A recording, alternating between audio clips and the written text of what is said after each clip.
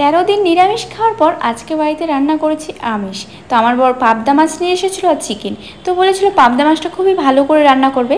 তো পাবদা মাছ আমি সর্ষা দিয়ে করেছিলাম, এত ভালো হয়েছিল। আর চিকেনটাও কিন্তু খুবই টেস্ট হয়েছিল।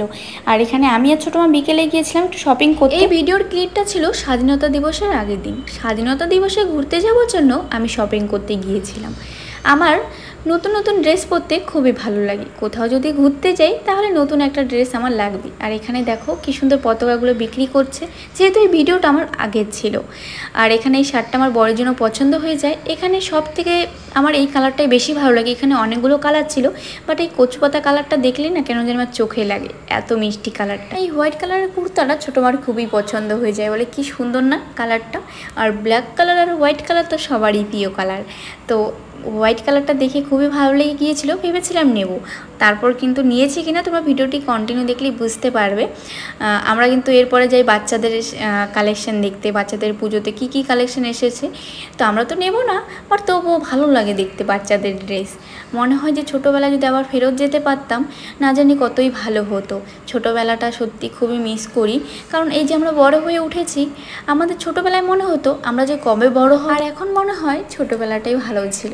যেই বড় হয়ে উঠেছি, সময়ের সাথে সাথে চিন্তা ভাবনা সব কিছু পাল্টে গেছে, পরিস্থিতির সাথে সাথে চাপও বেড়েছে। কিন্তু ছোটোবেলায় না খেলাধুলা করতাম, এসব কিছু মাথায় থাকতো না। এই সকাল হতো, ঘুম থেকে উঠে খাওয়া দাওয়া করতাম, বই পড়তাম, তারপর আবার বিকেল হলেই চলো মাঠে খেলাধুলা করব। আর এখন দেখো জীবনটা কেমন যেন একটা হয়ে গেছে, টানা ছিঁড়া একটা সুতোর দড়ির মতো। এসব কথা যখন ভাবি এত হাসি পায়, একা একাই হাসতে থাকি। মানুষে দেখলে ভাববে এ হয়তো পাগল, একা একাই কেন হাসছে। তো যখন যেটা আমাদের সাথে থাকে আমরা কিন্তু সেটার গুরুত্ব দিই না। যেমন ছোটোবেলাতে আমরা সেরকম গুরুত্ব দিতাম না, ভাবতাম বড় হয়ে ওঠা। আর বড় হয়ে ওঠার পরে ভাবি ছোট হলাম না কেন। তো এইসব কথা আর কি বলবো, সবার সাথে এটা হয়ে থাকে। অনেকেই হয়তো ছোটোবেলাটা মিস করে, অনেকেই হয়তো ভাবে যে না বড় হয়ে উঠেছে এটাই বেস্ট। সবার কাছে আলাদা আলাদা ভাবনা চিন্তা।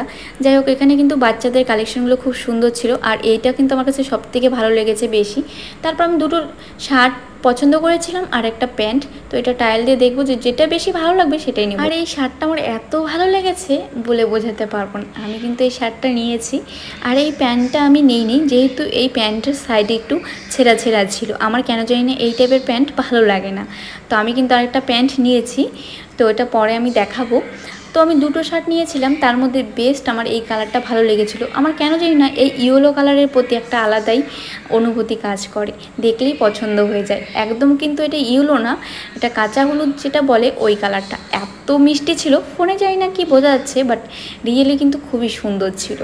তারপর আমি আরেকটা পিঙ্ক কালারের শার্ট পছন্দ করি, এটাও সুন্দর ছিল, বাট যেহেতু এই প্রিন্টটা একটু অন্যরকম ছিল সেজন্য আমি এই শার্টটা নিইনি। তো আমি ওই ইয়েলো কালারের শার্টটাই নিয়েছিলাম, বাট দুটো শার্টই আমার খুবই ভালো লেগেছিলো। শার্ট নিয়েছিলাম, একটা প্যান্ট নিয়েছিলাম, একটা জুতো নিয়েছিলাম। তোমাদেরকে পরের ভিডিওতে আমি দেখাবো। আমার কিন্তু শপিং কমপ্লিট হয়ে গেছে, নেক্সট কোনো ভিডিওতে দেখাবো। চলো আজকের মতো টাটা।